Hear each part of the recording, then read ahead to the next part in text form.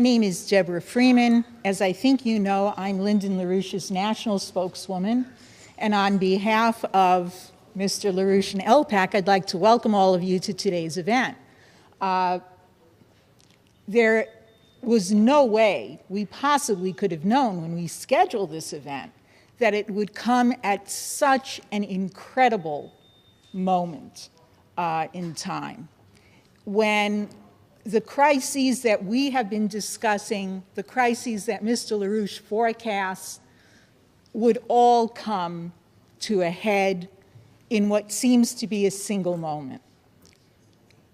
And in that single moment, it is also the case, and it is increasingly clear to people in the United States and indeed all over the world, that the only functioning economist who has an overview of what caused this crisis and of how to fix it is Lyndon LaRouche.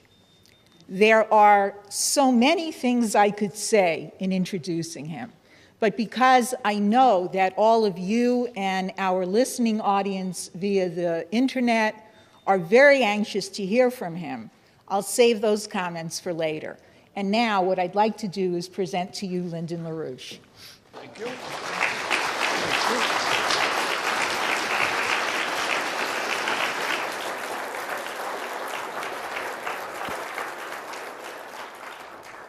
There are two topics which I shall address today, apart from what I shall treat as questions come in as I respond to those questions.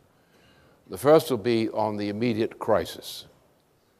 The second will be on what we do if we succeed in installing the policy which is needed to deal with this crisis. The first part is elementary, and the second part is scientific.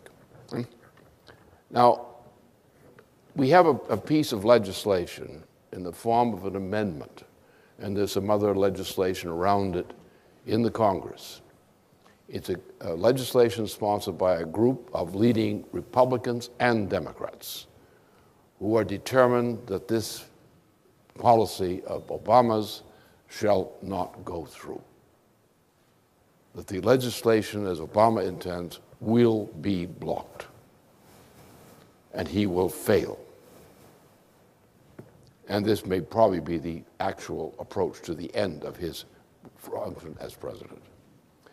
Now, what has happened is not a domestic U.S. affair. It is a domestic U.S. affair, but it's not in nature a domestic U.S. affair. What's happened is the entire British system.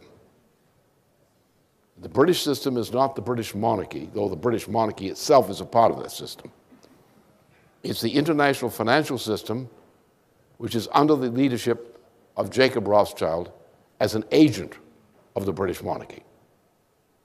The core of this thing is called the Inter-Alpha Group. Now, the Inter-Alpha Group's chief victim, officially, is the euro. All the nations which are part of the euro are the first target of disaster. However, the controlling feature of this euro system has been, since the end of 1989, has been the British system. The euro system is a puppet of the British Empire. The most powerful influence in the British Empire financially has been centered in the group called the Inter-Alpha Group, with many different kinds of extensions, whose power is located largely among the pirates of the Caribbean. For example, the people who own Russia today, financially, have their headquarters in the Caribbean, and they are pirates. Their offices are there, and the Russian economy is presently controlled by pirates of the Caribbean. Some of them speak Russian, like in Antigua. You can't get a hotel room if you don't have a Russian accent. So that's the nature of the situation. So what has happened is this. The attempt to pull a swindle, which apparently is successful in one sense, using a bailout of Greece to try to wreck the nations of the continent of Europe, the Eurogroup, has backfired and has struck at the heart of the system, the Euro system, which is controlled by the British monarchy, the British Empire. What happened on Thursday, for example, in the United States, was a reflection of this. We are approaching a point which is coinciding with the Greek bailout issue, which is a fake. Greece should not have been bailed out. They should have, as a sovereign nation, gone through a reorganization of their finances under sovereign direction. Trying to pull all Europe into support of a Greek bailout was the intention to ruin all of Europe simultaneously. Now, we did what we could to cause that to backfire, and it did backfire. It's backfired. And there was a mood shift in Europe, including in the German election campaign in North Rhine-Westphalia during the past week or 2 weeks. A sudden shift in the mood expressed in the population, which is a reflection of this process. What happened is the gambling on Wall Street was intermingled with a superior force which controls Wall Street. Wall Street is controlled by the British Empire. It is not an American possession. So now what you're seeing as the US crisis is really the British crisis, because the British system is about to blow. It has reached the point of blowing. So what happened was, essentially, the Obama administration, Obama himself is a British puppet. He's not really an American. He may be American by birth, that's a highly debated subject, but nonetheless, he's nominally American. But he's not American in spirit, or in direction, or ownership. He's owned by the British Empire via the rotten British extension into Chicago. He's a puppet. So this puppet is going to be ordered to try to assist the British at the expense of the United States in this process. What has happened, not everybody in the United States is either stupid or a traitor. There are some people here in politics who are not traitors. And this happens to include a couple of people, such as the Senator John McCain and Senator Maria Cantwell and others, Feingold and others. And they are not going to sit by and see the United States destroyed. So they have moved to jam up the so-called Dodd Bill. The front end of the Dodd Bill is, the change in the Dodd Bill is already stuck in there, another piece of legislation inside the Senate proceedings. But you have a determined group of people who know that the British system is about to collapse, and know that if the United States does not take appropriate action to defend the United States against the collapse of the British system, we go down. So therefore, the people behind McCain, Cantwell, and so forth are acting not as factitious politicians, they're acting as patriots. And the guys who oppose them are not acting as patriots. Because if the British system goes down, the Euro system goes down, as it will go down, one way or the other, it's doomed. This system is finished, and nobody can save it. The question is, are we going to go down with it? And those in Wall Street who support the president's policy on this are the traitors, because they're willing to sacrifice the United States for the interests of Britain. So you have some patriots in the United States. Take John McCain. What is John McCain? He's a Republican. That is not what's important about him. He's a soldier or sailor. He comes from several generations of leading figures in the U.S. naval tradition. He's a patriot. What he's reacting to is not a question of factitious advantage for one political party or interest or another. He's reacting as a patriot. So is Maria Cantwell. And so are others, Feingold and so forth, involved in this. They're acting as patriots to mobilize a defense of the United States against the oncoming total collapse of the international financial monetary system in its present form. Because if we defend the United States system against our incumbent president, among others, and Europe goes down, we in the United States can launch the recovery of Europe by extending the Glass-Steagall system, which we intend to reimpose here now, into Europe. We can cause a recovery of Europe. What's the situation here? Most of what people consider financial assets are totally worthless. They're derivatives. They're gambling. They're side bets on gambling side bets. They do not represent real physical economic assets. They're frauds. We're talking about hundreds, maybe of quadrillions of nominal dollars out there as the world's financial assets and debt, which ain't worth nothing.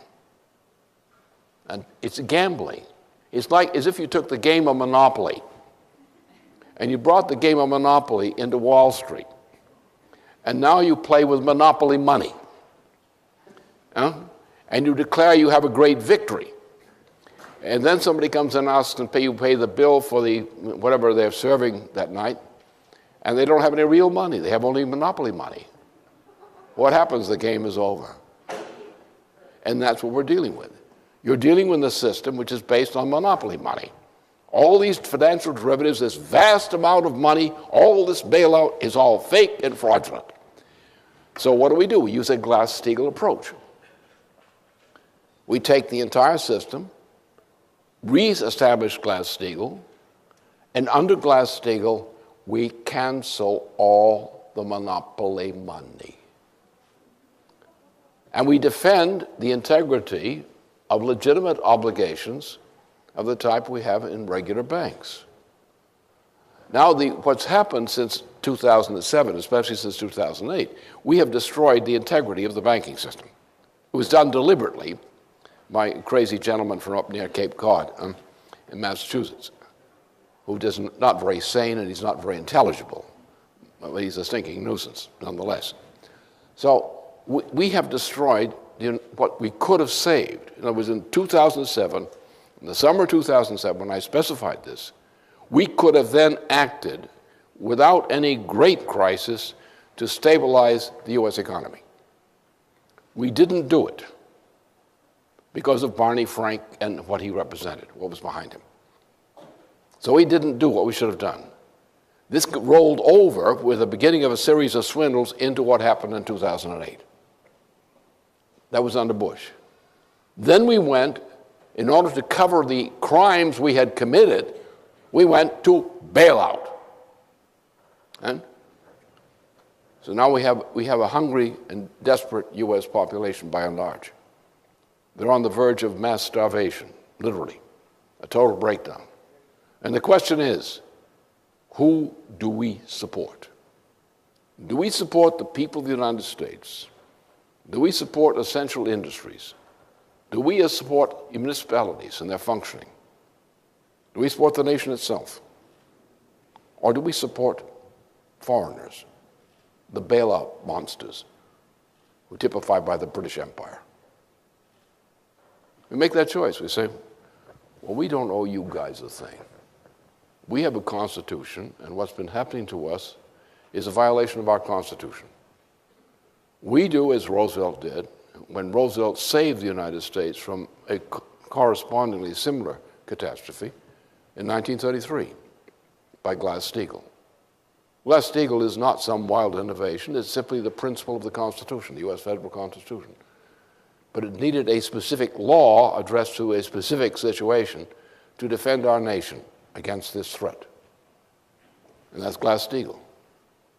Now you had Larry Summers, who was a mental case, got in there with a morals case called Geithner, and that didn't help anything at all. So now we've reached the point where we are part of a British system, the whole international system.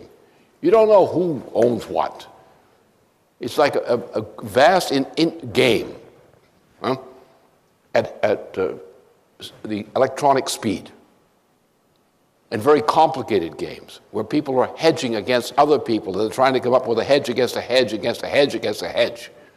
So what happened on Thursday, as the intensity of trying to cover their butt against the British collapse occurred, It blew out. The whole thing blew out because it was no longer controllable. An incalculable development occurred.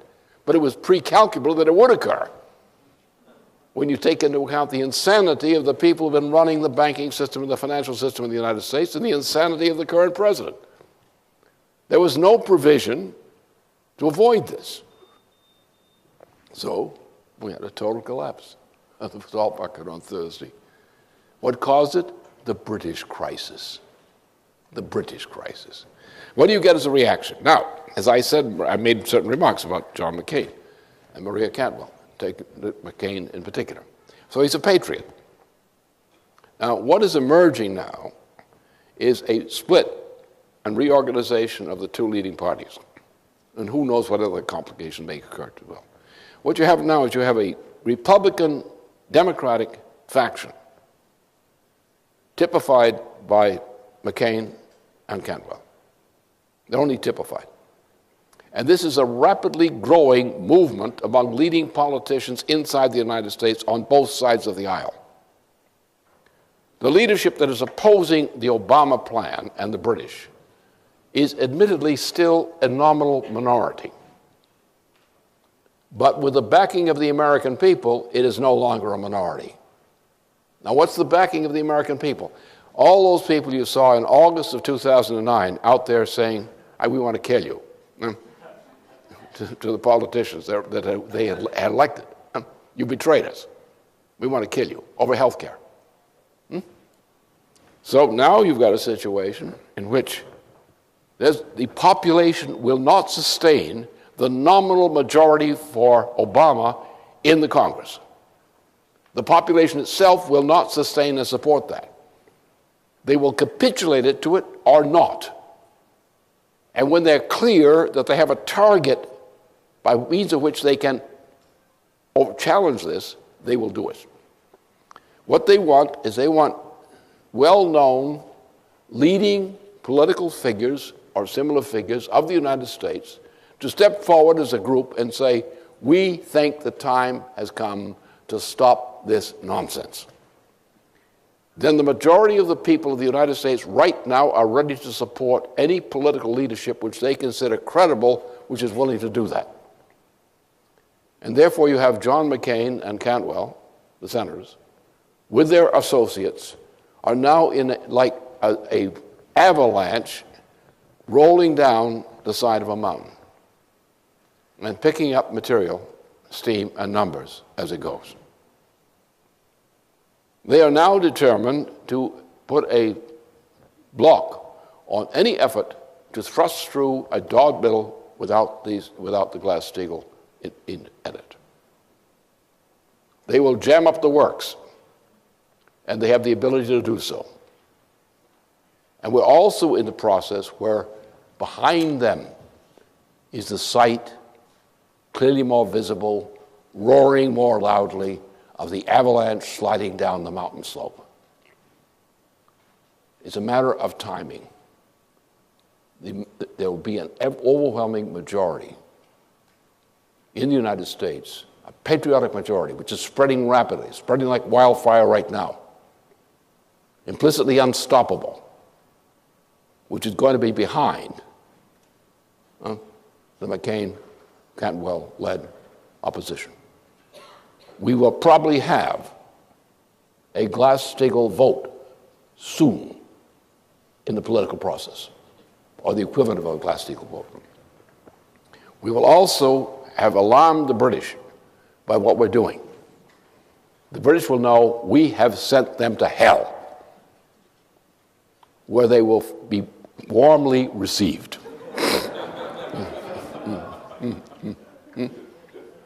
And that's where we stand. So we're now in the position to change history. This is the way it happens. You have two factors in history. You have the so-called objective factor, the way things are moving, the perception of interest, the fears, the hopes of people. And you would say, well, why don't these things control politics at all times? Well, it doesn't. You come to a change in a general mood. It's the kind of thing that Shelley refers to in the close of his In Defense of Poetry. People, in large, are gripped by something which they do not always understand, but it compels them to act in a certain way, perceived in their own interest, and generally often represents a nobler quality aroused in that people than they had represented before. The American Revolution is typical of that. It happened here. It was an isolated situation. We weren't in Europe.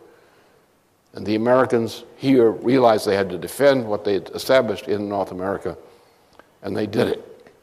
They had support from people in Russia, France, Spain, and elsewhere. And we won our freedom. We won our republic.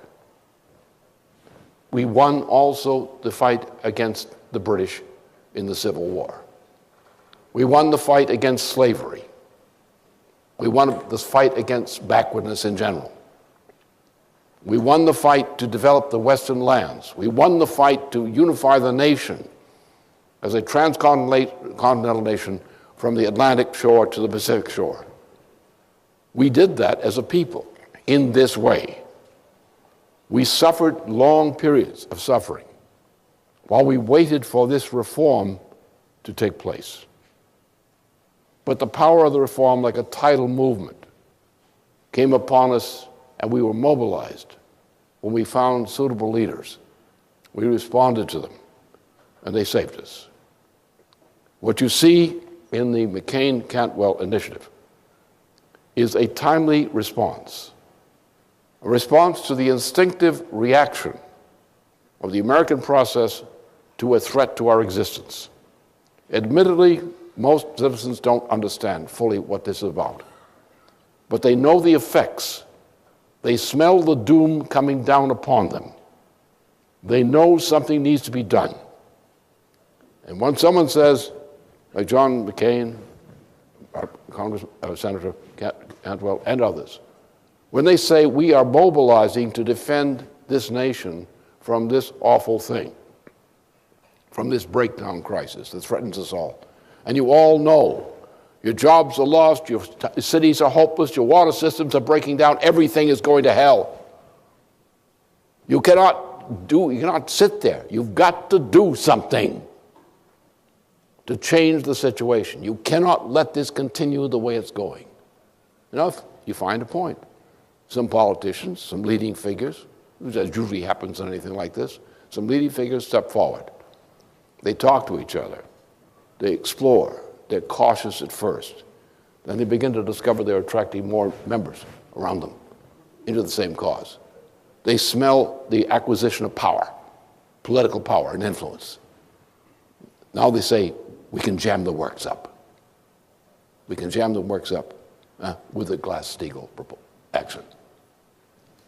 And Glass-Steagall action is now the thing. It's on the agenda. The other things are waning. This is it.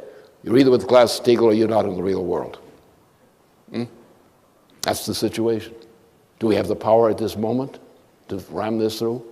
Not quite yet. Not quite yet. But after my remarks today, which will be heard and will be discussed by relevant people, I'm not actually directly conspiring with them, but they know what I'm doing and I know what they're doing. We don't really disagree very much, because the thing that unites us, even though we come from different backgrounds, is we're all patriots. That's the difference. And those who oppose us are not really patriots, and that's the difference. When the American people are aroused and have a clear cause and clear leadership, they will respond accordingly, and they're beginning to respond right now. When what's going to happen in Europe in the coming days is going to shape this thing, because the European system is now coming down. The enactment of the Greek bailout has implications which mean the present European monetary financial system is now doomed. It has no life expectancy. It's going to disintegrate. The British Empire is going to disintegrate.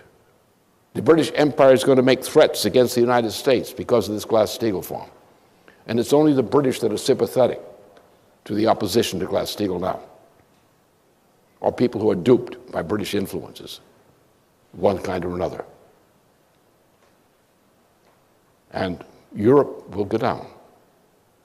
But if the United States is organized around a Glass-Steagall reform, what will happen?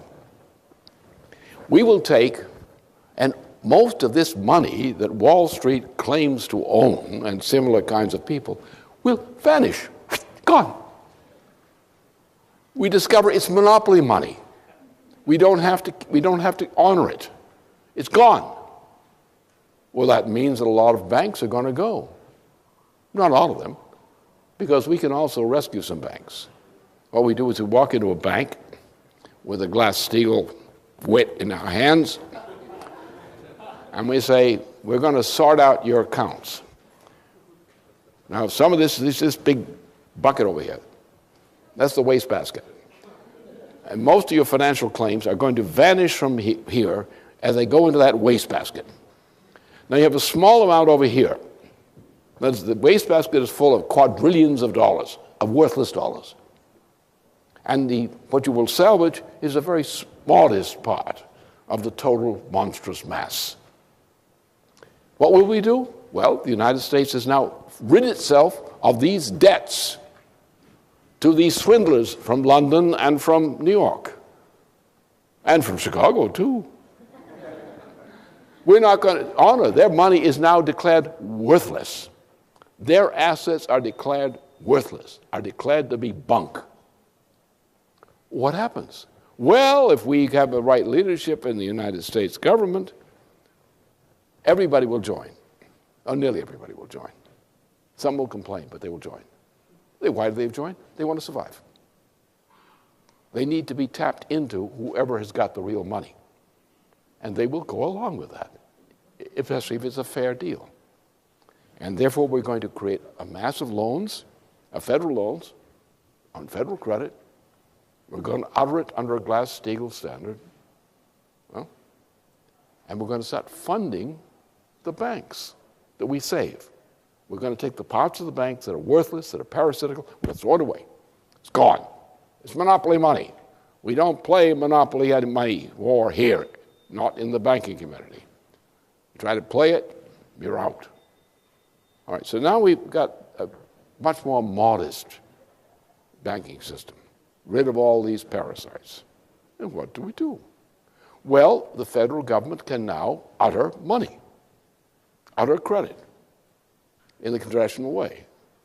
It goes into what? Into legitimate banks, mercantile banks, or similar kinds of banks, to save savings banks and mercantile banks generally. And the other kind of thing, better gone sooner than later. So therefore, what will we do? Well, we don't have much in the way of building an economy anymore. We pretty much destroyed, especially in the past 3 years, under the succession of George III and Obama. But what we've got is a shambles of what we once had in terms of industries and infrastructure, like the water systems of the United States. You know, time has passed. Time has passed since 1966-68. In 1966-68, we reached a 0 point and started going down in basic economic infrastructure. As smart guys did what they did, they took used to have a water system, a municipal water system. A municipality, as a corporation, would own the water system. And the water system would have employees who performed all the essential functions, including clean water, that sort of thing, repairing the pipes, maintaining the system. But then they decided they could save money by farming it out to private interests. And the private interests would not maintain the full repair of the water systems. So therefore you have in the cities and towns of the United States, you have, many of them have lost their water system. The water system is, 60 or 100 years old. It's never been repaired. And we have a catastrophic rate of breakdown of municipal water systems, because we employ cheap labor with no pension guarantees, with none of these things that we used to give to public corporations, which would serve communities for water systems, for example. We have similar processes with the power systems. All the kinds of things that we used to get from municipalities and state organizations are gone, are broken down. So what will we do? We will take two categories of infrastructure. When this money we issue through this new act, under the authority of a new Glass-Steagall Act, the federal government will now utter credit, which it will distribute in various ways, either directly in some cases, or where it's an investment, we will often prefer to loan it to cities, municipalities, or to private corporations for their investment. If we think the investment is a sound one, it's productive, it's creative, we'll do that. Now, the major part is going to be on infrastructure, because we don't have industry anymore. We don't have really independent agriculture anymore. It's controlled by international agriculture, like Monsanto, which claims it invented life. I don't know where they got that patent from, what screwball passed that thing through.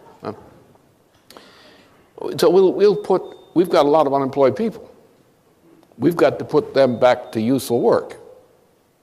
We've got to care for them. We've got to bail out the communities that are threatened with jeopardy, like these water crises, which all up and down the traditional cities and towns of the United States are now in jeopardy in water supply. And that's really a serious problem. Healthcare problems. We've ruined the healthcare system under the Nixon administration, going to the HMO system, even before this mass murderous system voted in by fools under Obama. So our population is threatened by the stupidity of governments from the time that somebody assassinated John Kennedy to prevent him from opposing going into a war in Indochina. And he was murdered to clear the way for a war in Indochina that the British wanted us to have. And since that time, we've been going downhill. So we've got a ruined economy, but we have American people, and we have an American tradition. We have a knowledge of what we used to do. We have understanding of science, and I'll get into that in the second part of what I'm going to say today. We have the options. So we'll invest in infrastructure. But in addition to going back to fixing up the possibility of living in communities which are no longer just breaking down, where the water systems are being repaired, where transportation systems, educational systems, healthcare systems are being restored again, we're going to do some major things. We're going to build a worldwide, international railway magnetic levitation transportation system. Every continent except Australia will be united and connected and in depth by an international rail system or in the form of a magnetic levitation system. So it is much cheaper and more efficient in many ways to transport goods over by rail than by shipping. Shipping is less efficient, more costly than high-speed rail and magnetic levitation. We're going to connect the continents. From the Bering Straits, I understand Hinkle died, the former governor of Alaska, who was a supporter of this, active supporter of the Bering Straits Bridge. And so we will connect all of Eurasia, Africa fully, by rail system and power systems, and healthcare systems, that sort of thing. A system of infrastructure. We will reach from the Alaska Straits down to the tip of South America. The whole area will become one area of development, continuing the intention of the Lincoln administration in installing the Transcontinental Railway. We're going to build a world system among nation states, sovereign nation states, which is capable of being the vehicle for recovery of the world economy. We are also going to have to do is to, of course, develop new industries. We're going to change the character of the U.S. economy. For example, we have destroyed much of the development which existed in the central and western lands of the United States. We destroyed it. We built super congestion around Washington, D.C., for example, which is insane. You used to have an industrial development or municipal development of a finite size and a finite area. No? Then you would have an area between that and the next city, which was journey toward rural and involved agriculture. The idea was, in the old days, was to have townships and cities built where you could commute to work in less than a half an hour each way, each day, preferably 15 minutes. And to provide mass transit systems for people to be able to do that in a short period of time. Today, we have people commuting around Washington for an hour and a half to 2 hours each way, each day. What does that do to the family life? What does that do to the culture of the society? Similar kinds of things. The schools are a mess. So we're out of our infrastructure of the nation and among nations is wrong. We have to build that infrastructure. It's a high speed, it's a big investment, it's a long-term investment. We have to do it. But that long-term investment and water systems, transportation systems, power systems, so forth, and in space systems. I'll get to that later. These investments will be the driver for distributing credit into the new industries which will spring up as a result of this reform. In other words, what's the market for industry? The market and for the products of industry. The market lies largely in the federal government's role in organizing credit for basic economic infrastructure. The jobs you create in infrastructure become the echo and the stimulant for the jobs you create in industries which supply support for the undertaking of building the infrastructure. Like the Tennessee Valley Authority under Roosevelt. Perfect example of what I mean. We can do TVA-type approaches throughout the world. This is not some kind of trick. These are essential. Therefore, if the federal government, through the mercantile banking system, now under the Glass-Steagall system, can supply credit, we will deliver credit under the old Roosevelt-style precautions. We'll deliver that credit through banking institutions in order to fund investments in necessary production in private industry. And that's the way we'll build the economy. We have a population which has been ruined over the recent 20 to 30 years. It's no longer productive. We have a whole layer of youth who are absolutely unqualified for employment in anything except masturbation. And therefore, we got to do something with them, and we have to go back to the example of what Roosevelt did in the 1930s, typified by the CCC. You've got to take these young people who have no qualifications for honest work, get them off dope, get them to live a normal life and start to organize a normal life. Well, we did that with the CCCs. We took these young people and we put them in camps where they would do useful work, as in forestry, for example. Now, we got, for example, a famous military division out of Michigan on the basis of this program in Michigan alone. And these fellows did a fair job in fighting World War II in Europe. So therefore, then they became a part of the essential basis for our industrial potential in that part of the world when they returned, of those that did return. So that's the way we do it. We invest in things, and we get social programs of investment which will channel people from uselessness into initial skills and then into the ability to have a full spectrum of productive capabilities. And enough of that so that the entire population is in it. We're going to eliminate a lot of so-called social work and other kinds of entertainment. But you get a higher ratio of actually physically productive work. And that's what we have to do. So that approach will work.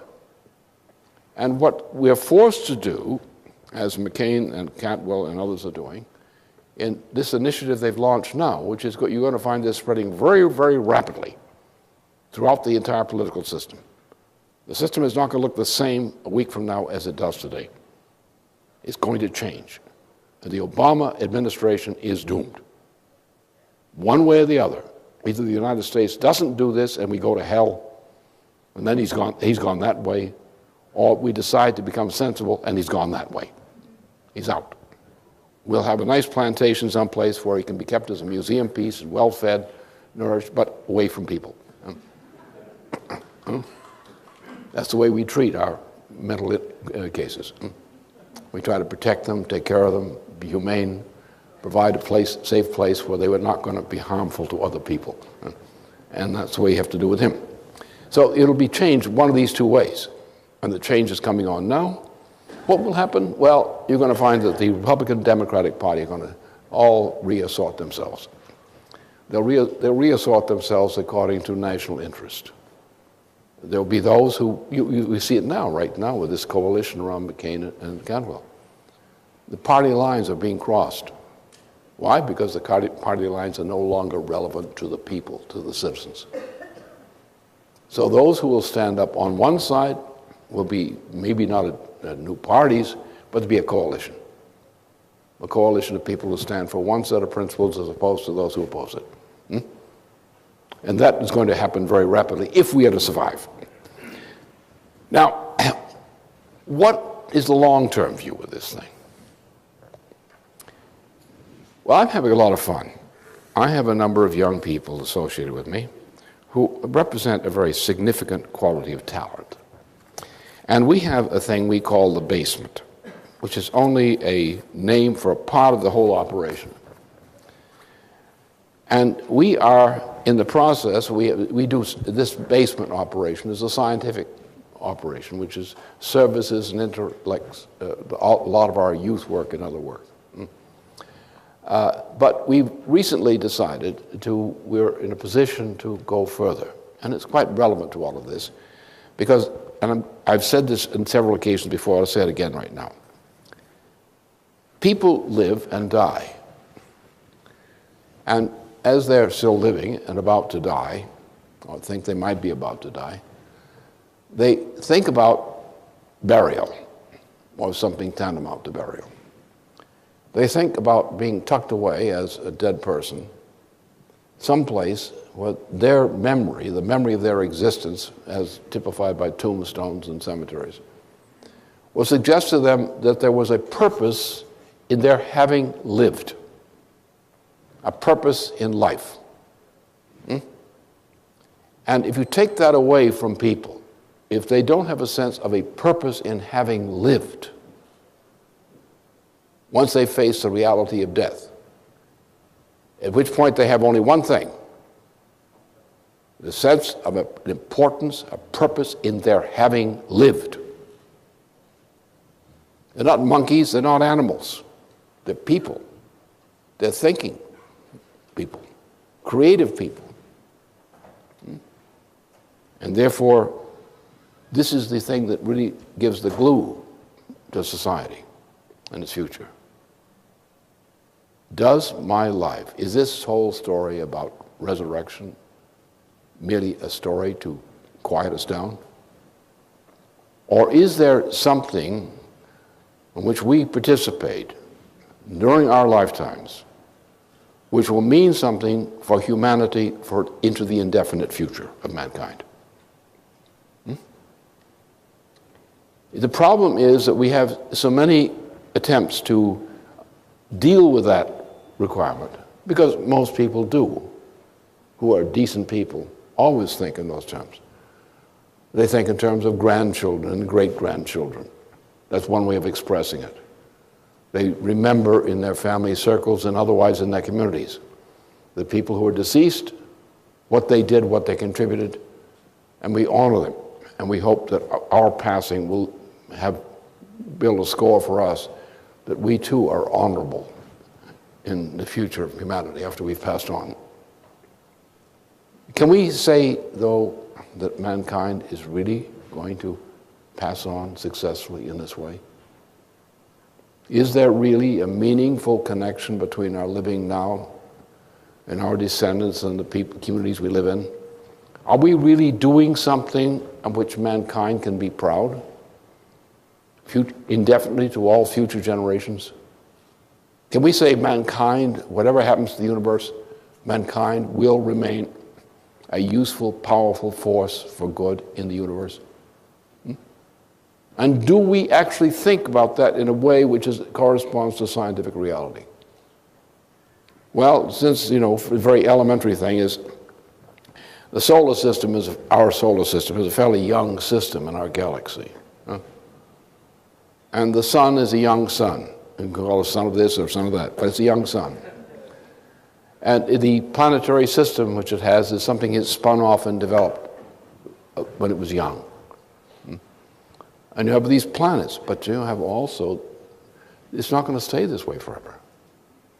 We look at the history of galaxies, for example. Planets come and go, suns come and go. And we're stuck on Earth with this sun. We're gambling the future of all humanity on the assumption that this sun is not going to blow up on us, which it will do eventually anyway, unless we find some way to control it. And the Earth is going to become uninhabitable long before that time. So where is the future of humanity?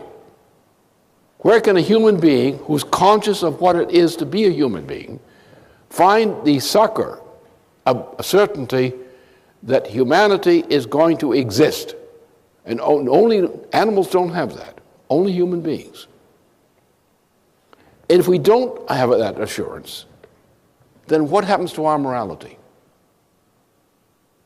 Then it becomes whatever we choose as a fantasy to replace the lack of certainty.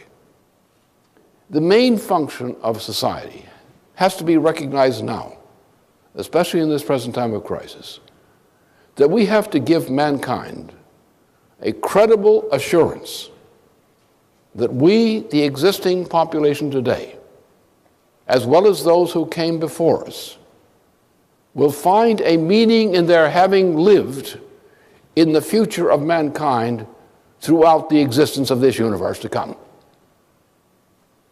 Until we do that, we have not really given a rational response to the desire of any sensible person to hope that the outcome of their life is meaningful for humanity.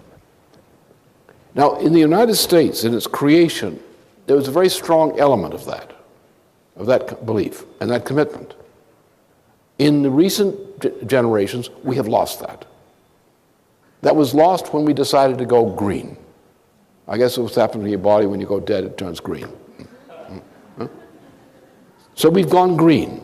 We no longer we no longer think in terms of what if the sun is going to blow up? Are we making steps or taking steps to prepare for dealing with that eventuality, to maintain humanity despite that threat? Are we developing scientific knowledge and capabilities which lead in that direction? Are we learning how to go to different planets for a temporary stopping place on our way out to some distant part of the galaxy or some new galaxy? Are we thinking in those directions? I am. Why shouldn't you? Now, I've got some young fellows here, and they are willing to do that. It's our basement program. We are now dealing with the practical program of how we can work out, and it's not that easy. There's no simple thing. It's going to take a lot of work. How can we put mankind, or some people, safely on the planet Mars? How can we safely transport them on the planet Mars, now that we know some of the problems of long-distance flight in space travel, the biological problems? We think these problems are solvable, what we've been doing. We're working on it. And we're harking back to a current in modern science which was thinking in that direction. The current in modern science which gave us the original initiative for space travel. The other thing we have from what we know of space science in terms of for example, the Kennedy thrust for reactivating space science. We, in the beginning of the 1970s, our assessment of the space program was that our investment in the science of the space program gave us 10 cents of potential, productive potential, for every penny we spent on the actual program. The science program was the most beneficial program we had with the highest rate of return through pure scientific development. And what happened, we were shutting it down from the middle of the 1960s on. What we launched in the moon landing and so forth was a product of what had already been previously accomplished in terms of scientific terms. And we began to lose that capability that we had been given even while we were doing the initial space explorations. So there we have now a history of where the world was going with space science, which is in this relevant direction. If we can say that we are prepared, if necessary, in some future time, when necessary, to transport humanity to safe places away from a dangerous sun and a dangerous condition on Earth. If we can say that, then we have a moral authority for the organization of society around a sense of purpose. And we don't have to have fake explanations of this. That's our destiny. We are a very peculiar species. No other species is like us. And we're going to save that species. We're going to assure that if you do something good in your lifetime, that the benefit that you generate will be preserved to the advantage of future generations. And that's humanity. You're tied morally, spiritually to the future, the people of the future and the people of the past. You feel like a real human being which has a purpose for existing in this universe. So we are concentrating on something which will become successful, particularly if we get this thing going and solving the problem immediately before us. Because the great fakery that we have to deal with today is money is fake. The conception of money is fake. Money is not a measure of value. Money was a vehicle which we used, as in the Massachusetts Bay Colony and in other good cases, we used money as a system of credit which was necessary to organize society for certain kinds of projects which are physically beneficial to society and to its well-being, health, and so on, and freedom. So that is the real meaning of economy, is the contributions to the future of humanity through a commitment to discovering new ways of solving old and new problems. This is physical. It is not monetary. The monetary system is a convenient way of organizing exchanges. And in the Massachusetts Bay Colony, before the Andros takeover, that system was already working. That is a peculiar American system. And the foundations of the American system were laid there in Massachusetts during that period, in that time. And our design of economy was always based on that, at all good times. So let's go back to it and say, now let's look not at money economy, let's look at physical economy. And let's say that money is necessary as currency in an economy, but it's not the purpose of the economy. It's a means of organizing the efforts of an economy. The value of what is produced lies in the value for humanity, not in a money value. The money value is simply a way of organizing production and distribution. So let's look at things in that way for a change. What is physical economy? That's the real economy. How do you increase the productive powers of labor? What do you need to produce to solve these challenges for humanity? What is the physical science you need to master to understand how you can increase the power of a person productively per capita, even under conditions in which the richness of resources is being lessened, relatively, by depletion of the more richest resources, like iron ore or other things. And how do we do that? Well, we get new technologies, we go to higher energy flux densities of production, all these kinds of things. They're all physical. Well, you go back and where does the solution to this thing come from? You have a gentleman who was important even during the beginning of the end of the last century, Max Planck, who founded a branch of science. It's called physical economy.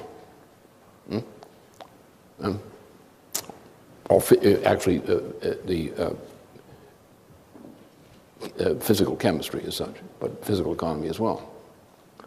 And his work led to the work of such geniuses and other followers of Bernard Riemann, as Albert Einstein, for example, as William Draper Hawkins, as Vladimir Vernadsky, and others.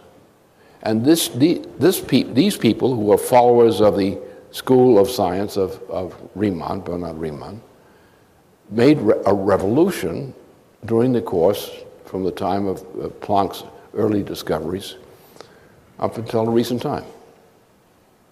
And these discoveries give us access to understanding some of the primitive problems which face us in space travel. If we want to send people into space, we've got problems we have to solve. And it's only by thinking in terms of a physical science and defined in these terms of physical chemistry that we have been able to crack this. We also have the fact that space is not empty.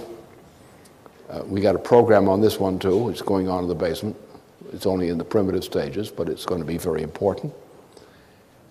In which there is no empty space. Between Earth orbit and Mars orbit, there's no empty space. You may not see it because you don't have the sense organs to sense it as a sensory experience directly. But it's out there. It's all kinds of cosmic radiation. Thick with it. If you want to go to Mars on an accelerated scale, which you have to do because you're 300 days in space travel at an idle speed, is not very good for your health. You might arrive as a piece of blubber. So you need some special conditions, and you have to do it fairly expeditious to take this trip. And we have to plow through that area and there are many other implications. So we are actually pulling together odds and ends of people who have contributions to make to this area of science. And the importance is, the moral importance of this for this occasion here, the subject here, is we need to give young people who are totally demoralized and others who have become demoralized, we need to give them a clear sense that there's a road we're going to travel, which is going to lead in the direction of certain kinds of things which must occur. And this includes this area of the development of this Department of Physical Science, which involves some very important changes. We only have a preliminary sketch of what the nature of the problem is. A great amount of research is going to be required. It would take several generations to do the kind of things we're talking about, even in optimal conditions. But we have to give mankind a new moral perspective, more durable than the fragile ones we have had before. And we should go into this crisis, because when you walk out on the streets from here, and you say, well, the Glass-Steagall revival has occurred, you're still going to see destitution. You're going to see mass unemployment, crummy conditions. How do you say you can walk out to that with optimism if you do not have a clear sense of building the future?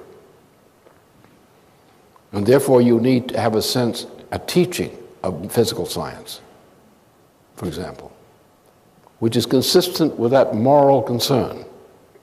Not that you're going to go to another galaxy now in your lifetime. I certainly am not. So I don't have any illusions about that.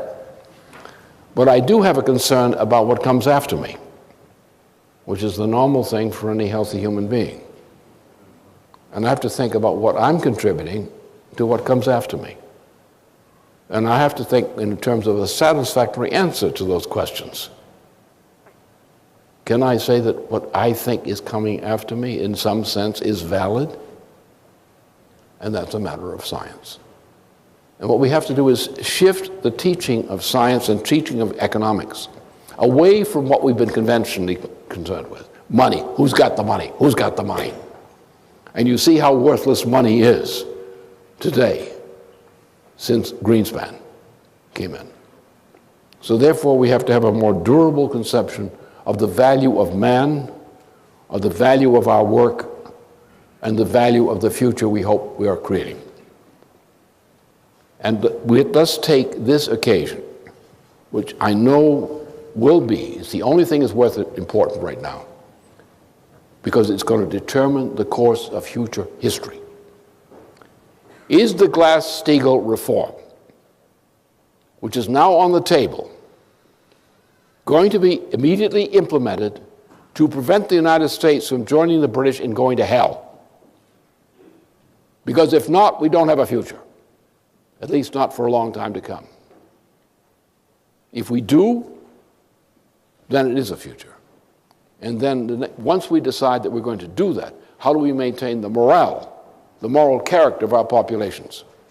We do that by providing them the assurance of a knowable, understandable science education and practice, where they can understand in their own terms of reference, at least in a good approximation, that mankind has a future, and that we must organize our policy not simply for our comfort, we must do that, but we must organize our policy with a view to what is going to happen to future generations of humanity.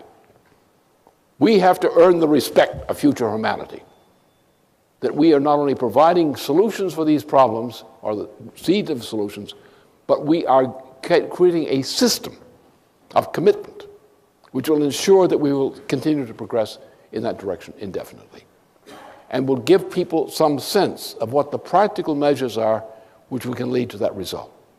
So let's take the issue of the collapse of society, the collapse of the present world system, which is now ongoing, which exploded in your face on Thursday in the stock market, and which is going to explode in a higher form this coming week, because it's already exploding.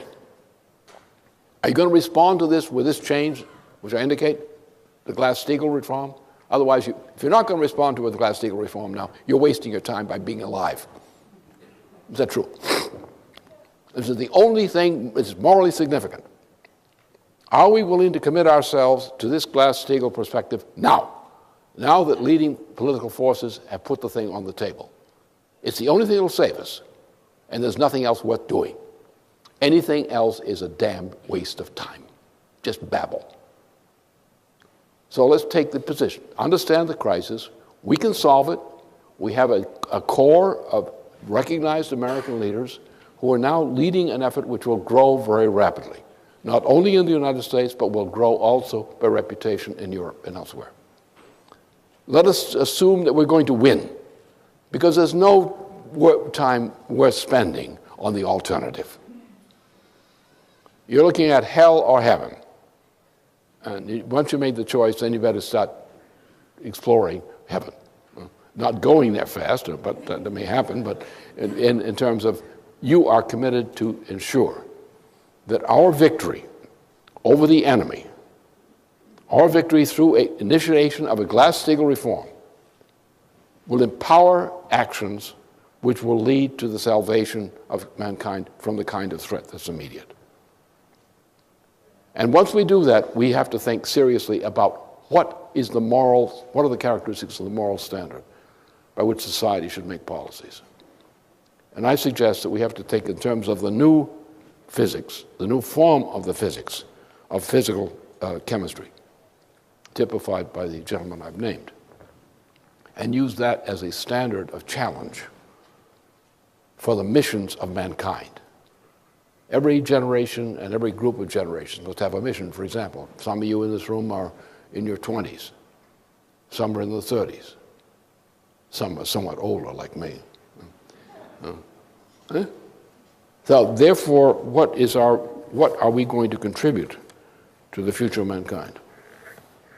What's our ability? What's the roadmap we have to work out for the future of mankind? That's what's needed.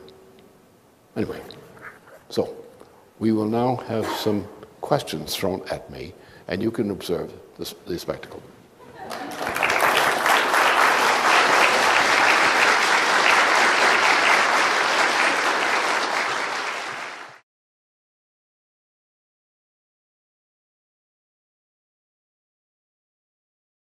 The Euro system is a puppet of the British Empire. The most powerful influence in the British Empire financially has been centered in the group called the Inter-Alpha Group, with many different kinds of extensions, whose power is located largely among the pirates of the Caribbean. For example, the people who own Russia today financially have their headquarters in the Caribbean, and they are pirates. Their offices are there. And the Russian economy is presently controlled by pirates of the Caribbean. Some of them speak Russian, like in Antigua. You can't get a whole hotel room if you don't have a Russian accent. So that's the nature of the situation. So what has happened is this. The attempt to pull a swindle, which apparently is successful in one sense, using a bailout of Greece to try to wreck the nations of the continent of Europe, the Euro group, has backfired and has struck at the heart of the system, the Euro system, which is controlled by the British monarchy, the British Empire. What happened on Thursday, for example, in the United States, was a reflection of this. We are approaching a point which is coinciding with the Greek bailout issue, which is a fake. Greece should not have been bailed out. They should have, as a sovereign nation, gone through a reorganization of their finances under sovereign direction. Trying to pull all Europe into support of a Greek bailout was the intention to ruin all of Europe simultaneously. Now, we did what we could to cause that to backfire, and it did backfire. It's backfired. And there was a mood shift in Europe, including in the German election campaign in North Rhine-Westphalia during the past week, 2 weeks. A sudden shift in the mood expressed in the population, which is a reflection of this process. What happened is the gambling on Wall Street was intermingled with a superior force which controls Wall Street. Wall Street is controlled by the British Empire. It is not an American possession. So now what you're seeing, and he will fail. And this may probably be the actual approach to the end of his function as president. Now, what has happened is not a domestic U.S. affair. It is a domestic U.S. affair, but it's not in nature a domestic U.S. affair. What's happened is the entire British system. The British system is not the British monarchy, though the British monarchy itself is a part of that system. It's the international financial system, which is under the leadership of Jacob Rothschild as an agent of the British monarchy. The core of this thing is called the Inter-Alpha Group. Now, the Inter-Alpha Group's chief victim, officially, is the Euro. All the nations which are part of the Euro are the first target of disaster. However, the controlling feature of this Euro system has been, since the end of 1989, has been the British system. My name is Deborah Freeman. As I think you know, I'm Lyndon LaRouche's national spokeswoman. And on behalf of Mr. LaRouche and LPAC, I'd like to welcome all of you to today's event. There was no way we possibly could have known when we scheduled this event that it would come at such an incredible moment. in time. When the crises that we have been discussing, the crises that Mr. LaRouche forecasts, would all come to a head in what seems to be a single moment.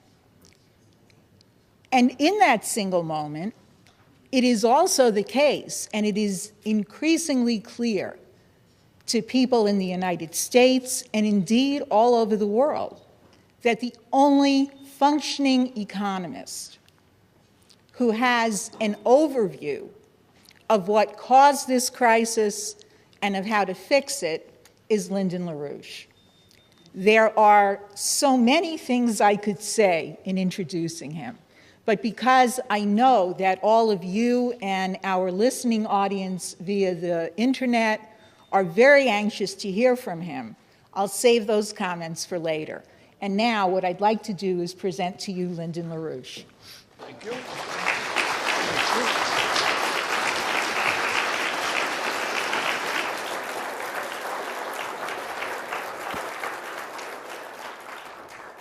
There are two topics which I shall address today, apart from what I shall treat as questions come in as I respond to those questions.